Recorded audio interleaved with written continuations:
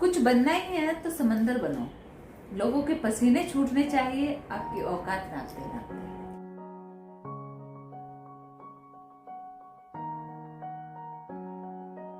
नमस्कार दोस्तों, मैं शालिनी, आपकी दोस्त, आपकी business coach and success partner, आपका अपने चैनल द डायनेमिक लेडी में स्वागत करती हूँ। दोस्तों, वीडियो को स्टार्ट करने से पहले चैनल को सब्सक्राइब कर लीजिए और बेल आइकन को हिट करके आने वाली वीडियोस की अपडेट पाएं। दोस्तों, आज हमारी वीडियो का टॉपिक है train your brain for sales. दोस्तों, जैसा कि आप सब लोग जानते ही हो कि सेल्स इस दुनिया का सबसे आसान और सबसे ज्यादा पैसा कमाने का रास्ता है। लेकिन सेल्स के बारे में कुछ भी बात करने से पहले मैं आज आप लोगों के सामने एक किस्सा सुनाना चाहती हूँ, जो कि मेरे साथ हैपन हुआ था कुछ दिनों पहले। एक बार मैं मॉल गई थी, वहाँ पे ब्यूटी प्रोडक्ट्स की शॉप देखी। उसको देखकर मैं अट्रैक्ट हुई शॉप की तरफ और मैं अंदर चली गई। मुझे कुछ भी नहीं खरीदना था, लेकिन विंडो शॉपिंग के लिए मैं अंदर गई। अंदर जाके मैं प्रोडक्ट्स देखने लगी, लेकिन अंदर मुझे एक लड़की दिखाई दी जो कि बहुत ही चार्मिंग थी। उसने बहुत एनर्जेटिकली मुझे ग्रीट किया, अपना इंट्रोडक्शन दिया और मुझसे बातें करने लगी। मैं उससे बातें नहीं करना चाहती थी क्योंकि मुझे कुछ भी सामान नहीं खरीदना था, लेकिन उसका बात करने का तरीका इतना जबरदस्त था कि मैं उसकी तरफ अट्रैक्ट हो गई और उससे बातें करने लगी। बातों बातों में वो मुझसे पूछने लगी और क्वेश्चंस पूछने लगी, तो मैं उसके क्वेश्चंस का आंसर देने लगी। दोस्तों, उस लड़की ने मुझसे जो जो क्वेश्चंस पूछे वो मैं आपके साथ शेयर करना चाहती हूँ। उसने मुझसे पूछा कि मैडम, आप बहुत ब्यूटीफुल है, लेकिन क्या आपको नहीं लगता कि आपको थोड़े टचअप की जरूरत है? मैंने बोला हाँ। नेक्स्ट क्वेश्चन उसने पूछा, क्या आपको नहीं लगता कि आप और भी अट्रैक्टिव और पॉपुलर हो सकती हो? मैंने बोला हाँ। आपको देखकर लगता है कि आप बहुत हेल्थ कॉन्शियस है? I said yes. Next question उसने पूछा, क्या आप अपनी स्किन को पोल्यूशन और अल्ट्रावायलेट रेज से बचाना चाहती हो? मैंने कहा हाँ, ऑब्वियसली। अगला क्वेश्चन उसका था, क्या आप नेचुरल ग्लो चाहते हैं या आर्टिफिशियल ग्लो? मैंने बोला नेचुरल। ओके। लॉन्ग लास्टिंग चाहते हैं या टेम्परेरी? Long lasting. उसके बाद उसने बोला, क्या इसके साथ साथ आप अपने पार्लर के खर्चे को भी बचाना चाहते हो? तो मैं बहुत एक्साइटेड हो गई कि इतनी सारी खूबियां अगर बिना पार्लर के खर्च के मिल रही है, तो मैंने बोला हाँ बिल्कुल, क्यों नहीं। तो उसके बाद बोला, तो मैडम आप इस प्रोडक्ट को यूज कीजिए और आपको ये सारे बेनिफिट्स इससे मिलने वाले हैं। बोला ठीक है, मैं यूज करूंगी इसको। देखिए दोस्तों, मैं वहाँ पे कुछ भी परचेज करने नहीं गई थी, लेकिन उस लड़की की बातों में मैं इतनी ज्यादा खो गई थी। उसने मुझको इस तरीके से इम्प्रेस किया कि मैं उसका प्रोडक्ट खरीदने के लिए मजबूर हो गई। इसी तरीके से हम लोगों को भी दूसरे लोगों को जो प्रोडक्ट बेचना होता है, वो इसी तरीके से उसके साथ घुल मिलकर और एक बॉन्ड बनाने के बाद ही हम उसको अगर प्रोडक्ट बेचते हैं, तो हमारी जो सेल्स होती है वो अच्छे से होती है। ठीक है, तो आज हम लोग जानेंगे कि एक सेल्स पर्सन के अंदर क्या क्या गुण होने चाहिए, जो हमने इस लड़की में देखे वो हमें भी अपने अंदर लाने चाहिए। तो चलिए दोस्तों, हम लोग आज बात करते हैं कि एक सेल्स पर्सन के अंदर कौन कौन से अच्छे गुण होने चाहिए। ठीक है, सबसे पहले आपके अंदर सेल्फ एस्टीम होनी चाहिए। सेल्फ एस्टीम का मतलब आपको अपने ऊपर, आपके प्रोडक्ट के ऊपर और आपके ऑर्गेनाइजेशन के ऊपर पूरा विश्वास होना चाहिए। आपको पता होना चाहिए कि आप किसी का बुरा नहीं कर रहे हैं, आपका जो प्रोडक्ट है वो किसी के लिए हार्मफुल नहीं है। अगर आपको ये पता है कि आपका प्रोडक्ट सामने वाले के लिए बेनिफिशियल है, तो आप बहुत ही कॉन्फिडेंस के साथ उसको सेल कर सकते हैं, क्योंकि आपको पता है कि आप सामने वाले को बेनिफिट कर रहे हैं, उसका कुछ भी नुकसान नहीं कर रहे हैं। ठीक है, तो आपको अपने ऊपर, अपने प्रोडक्ट के ऊपर, अपने ऑर्गेनाइजेशन के ऊपर सेल्फ एस्टीम होना बहुत जरूरी है। नेक्स्ट है दोस्तों, यहाँ पर पॉजिटिव एटीट्यूड बहुत मैटर करता है।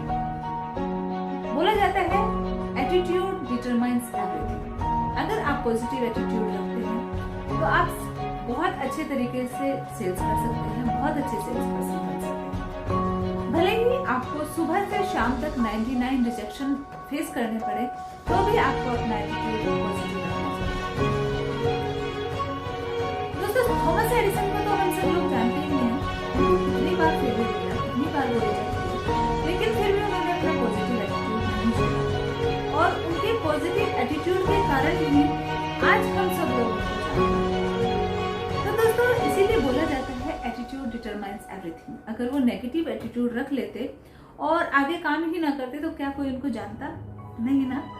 तो आप 99 बार फेल होने के बाद भी 100वीं बार पास हो सकते हैं। अगर आप 100वीं बार प्रयत्न ही नहीं करोगे तो आपका जो पास होने की संभावना है वो खत्म हो जाती है। आपकी जो सेल्स की डील है वो क्रैक नहीं कर पाएंगे। ठीक है। नेक्स्ट है दोस्तों, आपका जो एनर्जी लेवल होता है वो बहुत बूस्ट अप होना चाहिए, एनर्जी लेवल हाई होना चाहिए। दोस्तों ये जो यूनिवर्स है ये पूरा का पूरा एनर्जी पर चलता है। एनर्जी एक फॉर्म से कन्वर्ट होकर दूसरे फॉर्म में जाती है। अगर मैं आपसे बात करती हूँ, अगर मैं किसी क्लाइंट से बात करने स्टार्ट करती हूँ और उसको बोलती हूँ, हेलो सर, मेरा नाम शालिनी है, मैं XYZ कंपनी में काम करती हूँ, क्या मैं आपके 2 मिनट ले सकती हूँ? तो सामने वाले बंदे को लगेगा कि वो 2 नहीं 20 मिनट मांगेगा, क्योंकि वो 2 मिनट में ही बोर हो जाएगा इतनी स्लो अगर मैं बात करूंगी तो। लेकिन वहीं अगर सेम बात मैं दूसरे लहजे में बोलती हूँ, अगर मैं बोलती हूँ, हेलो सर, मेरा नाम शालिनी है, मैं XYZ कंपनी में काम करती हूँ, क्या मैं आपके 2 मिनट ले सकती हूँ? तो सामने वाला मजबूर हो जाएगा आपको सुनने के लिए, आपको अपने 2 मिनट देने के लिए। तो आपको अपना एनर्जी लेवल हाई रखना चाहिए और बहुत एनर्जेटिकली आपको अपने क्लाइंट से बात करनी है। ठीक है। नेक्स्ट है दोस्तों, आपको एक बहुत अच्छा लिसनर होना चाहिए। अगर आप सामने वाले की बातों को ध्यान से सुनेंगे तभी आपको पता चलेगा कि सामने वाले की नीड क्या है, और जब सामने वाले की नीड आपको पता चलेगी तो ही आप उसको अकॉर्डिंगली प्रोडक्ट सेल कर पाएंगे। ठीक है। आज के टाइम में किसी के भी पास इतना समय नहीं है कि वो सामने वाले को सुन सके। हर कोई आता है, अपनी बातें सुनाता है और चला जाता है, कोई किसी को सुनना नहीं चाहता है। ऐसे टाइम में अगर आप सामने वाले को सुनते हो तो आप उससे इमोशनली कनेक्ट हो जाते हो, और जब आप किसी से इमोशनली कनेक्ट हो जाते हो तो वो बहुत अच्छे तरीके से अपनी नीड आपको बता पाता है कि उसको किस चीज की रिक्वायरमेंट है। और जब आपको पता होता है कि सामने वाले को रिक्वायरमेंट क्या है तो आप उसको फुलफिल भी अच्छे तरीके से कर सकते हैं। ठीक है। तो आपको बहुत ही अच्छा लिसनर बनना होगा, तभी आप एक बहुत अच्छे सेल्स पर्सन, कम्युनिकेटर बन सकते हैं। ओके। तो नेक्स्ट पॉइंट है आपका कम्युनिकेशन। दोस्तों कम्युनिकेशन वो कला है, कम्युनिकेशन वो कला है जो कि सेल्स के दौरान, सेल्स के बाद और सेल्स से पहले हमारा जो कस्टमर है उसको हमसे बांध के रखता है, एक रिश्ता बना के रखता है। ठीक है। तो कम्युनिकेशन के बिना हम किसी भी कस्टमर या किसी भी इंसान के साथ रिलेशन नहीं बना सकते। तो कस्टमर के साथ एक रिलेशन बनाने के लिए हमें एक बेटर कम्युनिकेशन की रिक्वायरमेंट होती है। लेकिन इसका ये मतलब नहीं है कि आपको इंग्लिश आनी चाहिए, बांग्ला आनी चाहिए या कोई और लैंग्वेज आनी चाहिए। आपको वो लैंग्वेज आनी चाहिए जो सामने वाले को आती है। अगर आप उस लैंग्वेज में बात करेंगे जिसके सामने वाला आपको समझ सके तो आपका एक बेटर कम्युनिकेशन हो सकता है, भले ही वो लैंग्वेज बोलते। ठीक है।